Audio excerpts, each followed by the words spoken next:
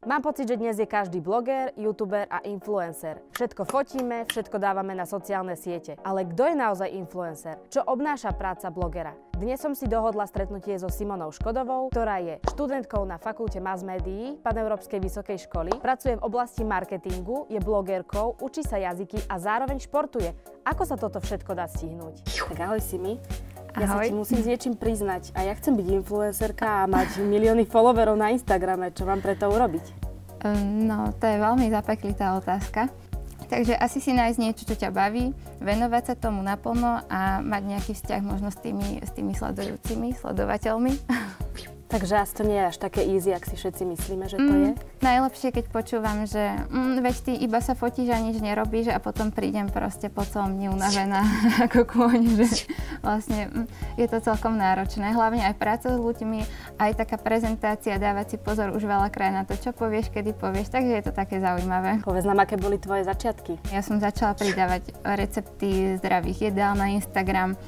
Potom mi ľudia písali, že chcú stále viacej a viacej tie recepty, tak som ich začala pridávať na blog. A ono to tak postupne išlo. Ja som s tými ľuďmi zdieľala úplne, že také nejaké moje pocity a emócie. A aj keď som bola šťastná, aj keď som bola smutná, tak ono sme sa tam nejako nadružili, nejaká komunitka ľudí a teraz si tak žijeme na tom online svete. To je aké pekné.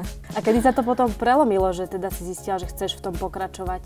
Mám voči tým ľuďom aj ja taký nejaký určitý vzťah, že by som im chcela stále niečo proste prinášať, či už zo sveta, neviem, jedla, módy alebo čohokoľvek takého, čo ja robím. Takže je to o takom tom budovaní vzťahu a online vzťahu, alebo ako ho nazvať. Že by to bolo úplne, že môj dream job, tak sa nedá povedať. Že je to taká moja srdcovka, ale nie je to to, čo by som sa chcela tým živiť proste do konca života. A čo sa týka postovania príspevkov, tak máš na to nejaký harmonogram, alebo si len tak povieš, že... V tomto som asi tak mierne trefená, lebo ja si normálne, že napríklad týždeň dopredu naplánujem posty, kedy čo pôjde, s popismi, že napríklad väčšinou v nedeľu večer si pridávam, že aké fotky pôjdu, s akým popisom, kedy a mám to úplne naplánované veľakrát aj časovo, že aby to malo zasa aj dosah, že už keď to robím, tak aby to malo hlavu a petu. Takže áno, plánujem si príspevky a mám to úplne, že veľakrát rozkuskované, že kedy čo pôjde. A aj si niečo obetovala na úkor tohto životného štýlu? Možno na jednej strane som obetovala, ale z druhej strany som niečo získala, takže je to také recipročné, že možno fakt, že to je asi ako v živote, že keď niečo proste stratíš, tak nové získaš a myslím si, že to funguje úplne paralelne aj tu. A prečo ťa zaujíma práve jedlo? Prečo si sa práve s jedlom rozhodla, že budeš pracovať? No, lebo ja som bola taký pokusný králik v puberte, asi by som to nazvala. Vysvetli toto. Že ja som skúšala rôzne diety a všeličo možné, všetky možné druhy stravovania, od sacharidových, na prerušovaného hľadovania a všetko možné. Vlastne k tomu som si prispôsobovala aj recepty a ja som taká, že si radšej jedlo pripravím sama, akože rada chodím aj do reštaurácie, ak viem, že sú dobré. Mám taký pocit, že keď si to spravím sama, tak viem, čo jem. No a potom som tak postupne začala si vytvárať rôzne recepty podľa toho, čo sme mali doma, čo som potrebovala v ten deň zjesť, či sacharidy, bielkoviny, tuky. A tak som si to chcela troška spestriť. Tak začalo to s jedlom a ešte teraz sa snažím aj s ním samozrejme pokračovať, aby to bolo také gro aj blogu, ale tak už som si do toho tak našla taký možno, že z nejakej stránky taký jemný fashion alebo proste taký lifestyle, že tým ľuďom ukazujem aj cvičenie a podobne. A máš vymyslených, že milión receptov, ktoré vieš, že chceš teda vyskúšať, alebo to nejak za pochodu prichádza sama? Vôbec nemám vymyslených milión receptov, práve že to je tak, že veľakrát aj večer si zmyslím, že aha, vlastne máme trebárs kokos doma, tak idem si spraviť ráno nejakú kokosovú kašu a úplne, že rozmýšľam večer pred spaním, že čo spravím, potom to ráno spravím, nafotím a už idem. To ja som, že máme rožok doma, tak viem, že ráno si natrem maslom, tak sme na tom podobne, no. No, tak ja väčšinou tiež akože fungujem na takej báze, len teda snažím sa to obohatiť. A ako často pečieš? No teraz to troška zanedbávam, takže sa priznám, ale snažím sa aspoň raz, dvakrát do týždňa niečo vymyslieť, ale je to veľmi náročné teraz so všetkým sklbiť všetky aktivity, ale stále som tomu pečeniu verná. A je nejaký koláčik, čo máš taký, že úplne že top, že najradšej? Ja zbožňujem cheesecakey. A najradšej mám, že gaštanový s horkou čokoládou. A čo sa týka receptov, tak si ich vymýšľaš sama, alebo sa Alebo sa nejak inšpiruješ nejakými knihami receptárnymi? Inšpirujem sa primárne tým, čo máme v chladničke doma a v špajzi. A potom určite maminou. Ona je úplne super kuchárka a napríklad my to máme doma rozdelené, že ona varí slané jedlá a mäso a ja proste pečím. Tak ja sa učím od nej, ona odo mňa, čiže si tak odovzdávame informácie, takže ona mi je veľkou inšpiráciou. A ja viem o tebe, že máš výborné výsledky na vysokej škole. Tak nám prezrať, ako to bolo na strednej. No, na strednej, tak... Kde začať? Kde začať? Tak ja som chodila na 8-ročné gymnázium, a takže som tam bola vlastne fakt, že celé to detstvo, začiatok puberty, alebo možno aj koniec, neviem ako to nazvať. Bolo to zaujímavé. Napríklad ja som typ, ktorý matematika, fyzika, chémia nič, 0 bodov, takže to som bola rada, že vlastne som sa chytila na tých hodinách a vedela som, že o čo ide. No ostatné, snažila som sa najlepšie, ako som vedela, ale nebola som rozhodne jednotkárka, ani bifloška, ani nič, že proste buď vyšlo, alebo nevyšlo, keď som tak opravila. Ale rozhodne som sa snažila. Dávala som akože maximum, čo som vedela. Prečo si sa nakoniec rozhodla pre fakultu Mass Médií na Paneurópskej vysokej škole? No, ja mám s týmto taký pekný príbeh, podľa mňa.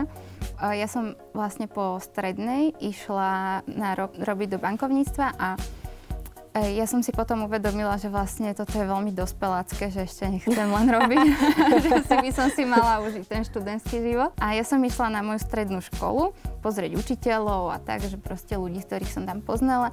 A otvorila som brožúru z Paneurópskej vysokej školy presne na fakulte Mass Médií a začala som si to tam čítať. A že toto je ono, veď toto potrebujem robiť. Tak ja som si ešte v ten večer poslala prihlášku. Takže úplne random náhoda. Úplne, že náhoda, ale že to bol blesk z jasného neba. Takže som sa iba s našimi poradila, že či môžem, či sú ochotní mi pomáhať. No oni povedali, že áno, tak som sa rozhodla.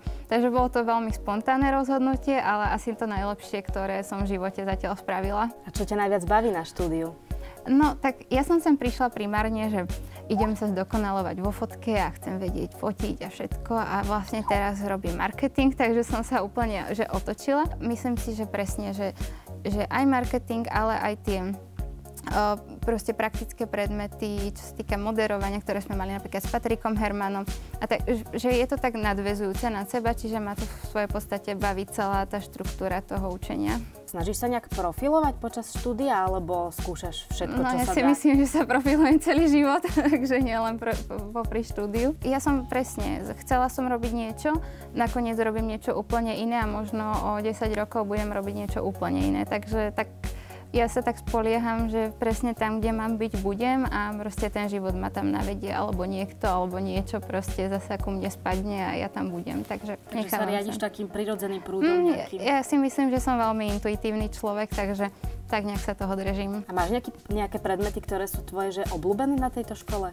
Tak určite asi všetky z oblasti marketingu a ako som už spomínala, tak ma veľmi bavila minulý semester predmet s Patrikom Hermanom, kde sme mali ako mediálny prejav, ale všetky predmety majú niečo do seba a dali mi, takže... A ešte mi vysvetli, ako sa dá sklbiť štúdium s prácou a ešte aj s blogerstvom?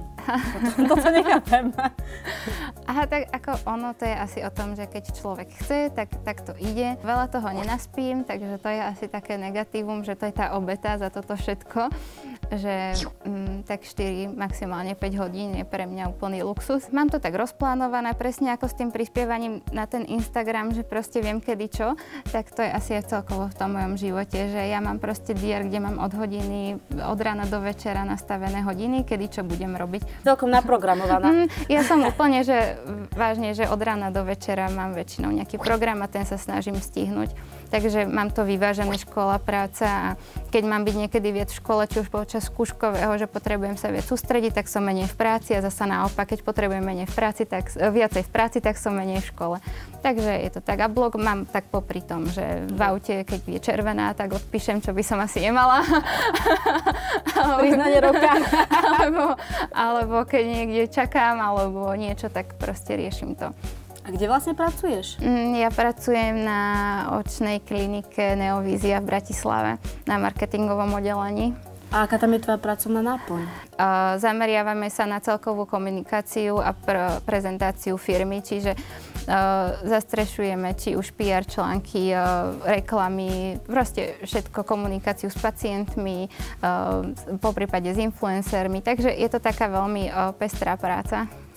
A aj keď si v 3. ročníku teraz, tak vieš nejak poznatky zo školy využiť v práci, alebo... No jasné, práve že to sa mi na tom najviac páčilo, že ja som prišla do práce, úplne, že prvé týždne a som proste vedela veľa tých výrazov, čo už používali na mňa v robote, čo sa týka marketingu zo školy. A teraz napríklad, čím dlhšie som v robote, tak už sa dostávam do takých zasa iných odvetví. A čo už napríklad viem praktizovať v škole, že už napríklad aj na prednáške som vedela, o čom sa rozpráva. Takže to také prepájanie. A som veľmi rada, že vlastne študujem aj robím v tej jednej branži, že vlastne to viem poprepájať. A si finančne samostatná, alebo ako to máš vlastne? No hej, som finančne. Myslím si, že môžem povedať, že som, aj keď teraz akože bývam jasne, že u rodičov, ale tak myslím si, že viem sa postarať sama o seba úplne, že vo všetkých smeroch. Šikovne. Počúvaj, taká otázka teraz, že aký je tvoj tajný sen a kde sa vidíš o 5 rokov? Tak môj taký, že úplne najväčší životný cieľ je mať dobrého muža a deti zdravé, takže to je úplne, že moja alfa omega. Čo sa týka nejakej možno kariéry, alebo ako to nazvať, tak neviem. Možno budem robiť marketingu o 5 rokov Neovízii, možno budem robiť marketing niekde úplne inde a možno budem robiť niečo úplne iné. Možno budem vysielať, neviem, niekde, budem moderovať, alebo čo. Hej, hlavne prajem, nech sa ti to teda vydarí a nech sa ti ten sen veľmi pekne splní. Ďakujem. Wow, ona má fakt krásny blog a profil na Instagrame. Bežte jej dať follow, po ceste ho dajte aj nám a vidíme sa v ďalšom videu.